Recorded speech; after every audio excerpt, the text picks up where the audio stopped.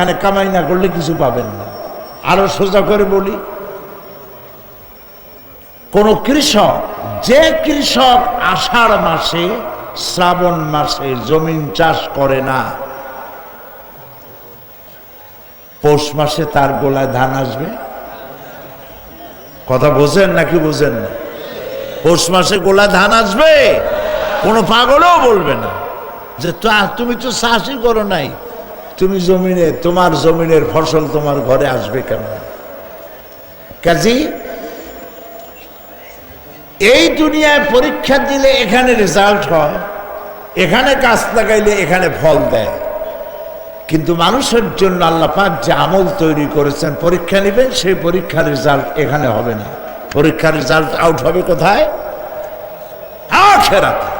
বলেন সবাই, কোথায় হবে? পরীক্ষার রেজাল্ট আউট হবে কোথায়? আখিরাতে। এইখানে আপনি যা কামাই করবেন এখানে রিটার্ন দেওয়া হবে না। এখানে যা কামাই করবেন সমস্ত কামাই 700 গুণ বর্ধিত আকারে কিয়ামতে আল্লাহ আপনার হাতে ধরাই দিবেন। আল্লাহর ওয়াদা কখনো মিথ্যা হয়? মিথ্যা হয় রাজনৈতিক দলের নেতারা, এই জাতীয় লোকেরা যারা মঞ্চে আসে আর বলে যে এবার আমাদের ভোট দেন, আমরা ক্ষমতায় যাইতে পারলে আপনারা না খাইয়া কেউ মরবেন না। কিন্তু কি খাইয়া মরবে তাও কয় না। সেদিন শুনলাম এই যে নির্বাচন এখন একটা চলতেছে, স্লোগান, বাপ দাঁড়াইছে, ছেলে তো বলে রহিম ভাই আমার ভাই, তোমার ভাই, বাপের নাম রহিম। তারপরে শুনলাম বলতেছে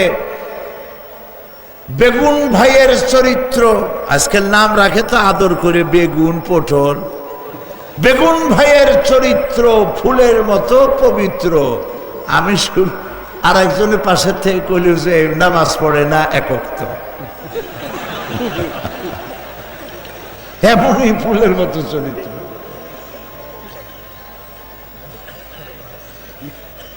তো দুনিয়ার ময়দানে আপনি যা কামাই করবেন এখানে রেজাল্ট আউট হবে, এখানে আপনি পাবেন ফল, এখানে পাবেন। যা করবেন এখানে গাছ লাগাবেন, ফল লাগাবেন, এখানে পাবেন। আর আল্লাহর জন্য যেটা করবেন সেটার ফল, সেটার রেজাল্ট কিয়ামতে বাইরে হবে। সুবহানাল্লাহ। এখানে পরীক্ষা দিয়া যদি কেউ ফেল করে,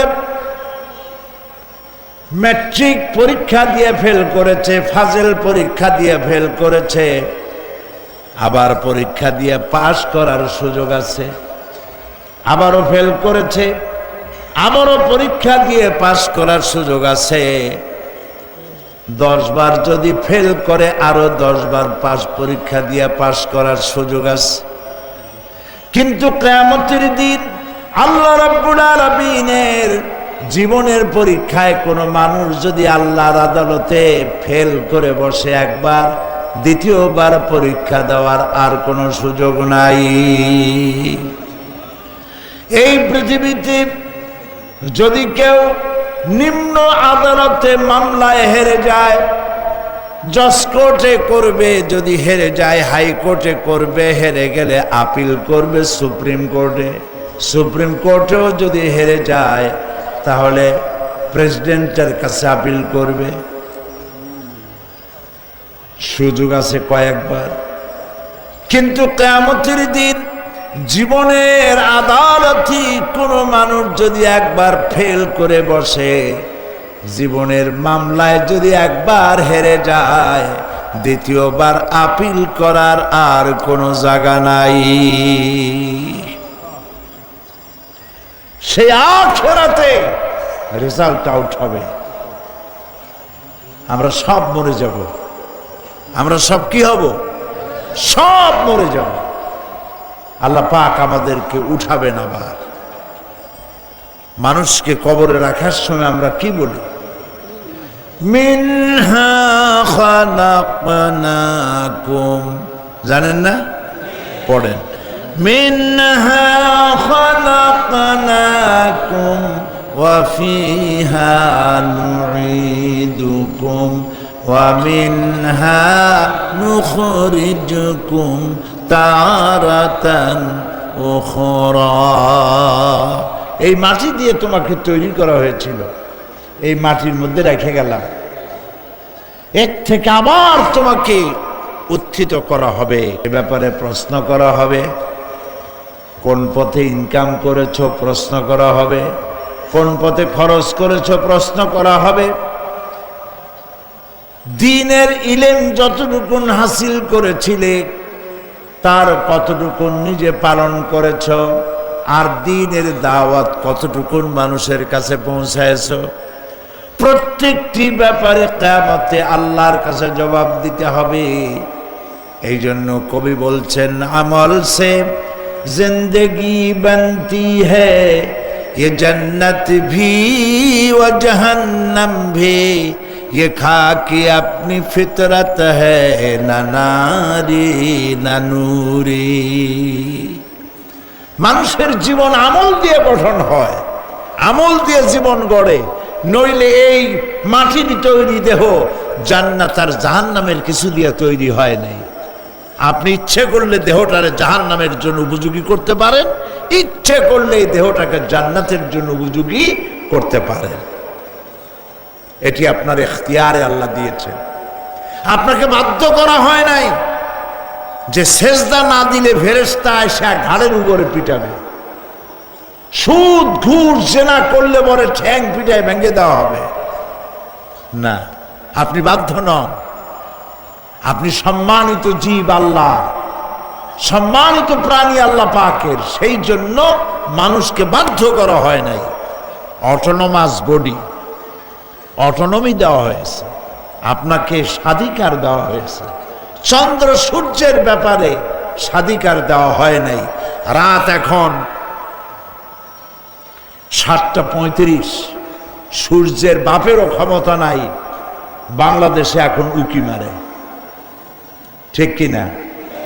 সে এখন আমেরিকায় রোদ দিচ্ছে, তাপ দিচ্ছে আমেরিকায়। ওকে নির্ধারণ করা হয়েছে যেভাবে, সেইভাবেই করতে হবে। পানি বলেন, পাহাড় বলেন, পাখি বলেন, চন্দ্র বলেন, গ্রহ বলেন, নক্ষত্র বলেন, সব জিনিস বাই হুক অ্যান্ড ক্রুক আল্লাহর হুকুম মানতে বাধ্য। কোরআনে কারিমে আল্লাহ পাক বলেছেন, আফা গায়রা দীনিল্লাহি ইয়াবগুন ওয়া লাহু আসলামা মান ফিস সামাওয়াতি ওয়াল আরদি তাওআন ওয়া কারহা। আল্লাহর দেওয়া জীবন ব্যবস্থা ছেড়ে দিয়ে তোমরা কি অন্য কোনো মতবাদ তালাশ করো? ওয়ালাহু আসলামা মান ফিস সামাওয়াতি ওয়াল আরদ, অথচ আকাশে যা আছে জমিনে যা আছে সব আনুগত্যের মস্তক আমার সামনে অবনত করে দিয়েছে। সুবহানাল্লাহ। মানুষকে আল্লাহ পাক ইখতিয়ার দিয়েছেন, ইচ্ছে করলে মাহফিলও আসতে পারেন, ইচ্ছে করলে সিনেমাও ঢুকতে পারবেন, অসুবিধা নেই। অসুবিধার জন্য কিয়ামত, ওখানে হিসাব হবে। এখানে আপনি সূর্য চন্দ্র ফেরেশতা, ফেরেশতারও কোনো মজাল নাই, কোনো ইখতিয়ার নাই আল্লাহর হুকুমের বাইরে কিছু করে। আল্লাহ যা করতে বলেছেন তাই করতে হবে, এর বাইরে এক চুলও নড়তে পারবে না।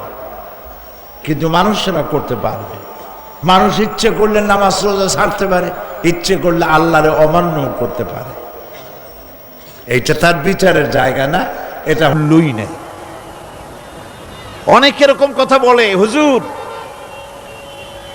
আমি মানুষটা নিতাম তো খারাপ না, যাই মনে করেন, গ্রামে রাস্তা বানাইছি, ব্রিজ করে দিয়েছি, কালভার্ট করেছি, এতিম মিসকিনরে তাও মাঝে মধ্যে খাবার দেই, বিধবারে কাপড় চোপড় দেই, মানুষটা আমি নিতান্ত খারাপ না, তবে এই মাঝে মধ্যে একটু নামাজ পড়ি না, তাতে কি আমার ঈমান নষ্ট হয়েছে নাকি?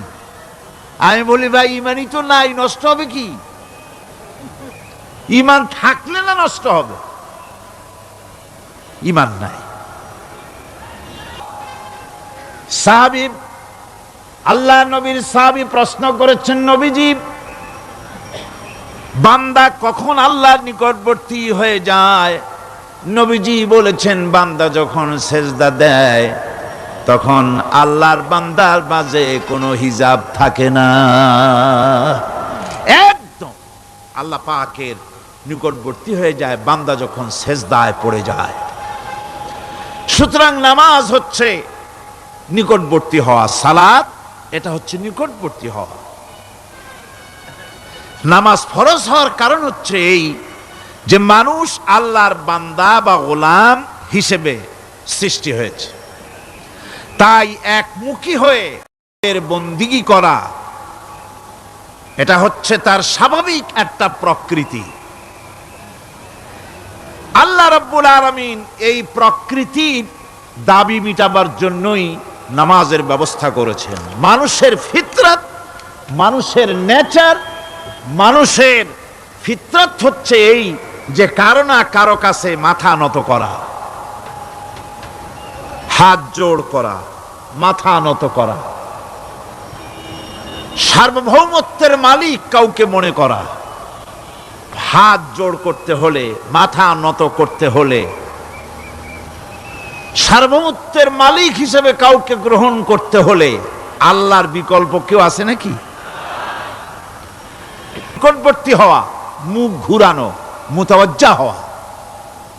ওই যে হযরত ইব্রাহিম আলাইহিস সালাম বলেছিলেন, ইন্নী ওয়াজ্জাহতু ওয়াজহিয়া লিল্লাযী ফাতারাস সামাওয়াতি ওয়াল আরদ।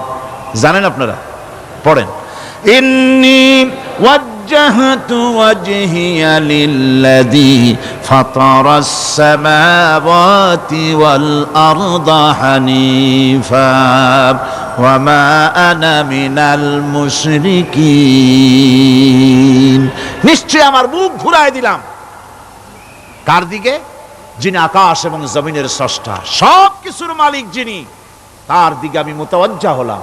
নামাজের অর্থই হচ্ছে মুতাওয়াজ্জা হওয়া, মুখ ঘুরিয়ে দেওয়া, চেহারা ঘুরিয়ে দেওয়া। আর নামাজের আরেক অর্থ হচ্ছে নিকটবর্তী থেকে আরো নিকটবর্তী হওয়া। আল্লাহ রাব্বুল আলামিন বলেন, নিকটবর্তী হতে হলে ওয়াসজুদ ওয়াকতারিব, সেজদা দাও আর সেজদার মাধ্যমে আমার নিকটবর্তী হয়ে যাও। সেজদা দিলেই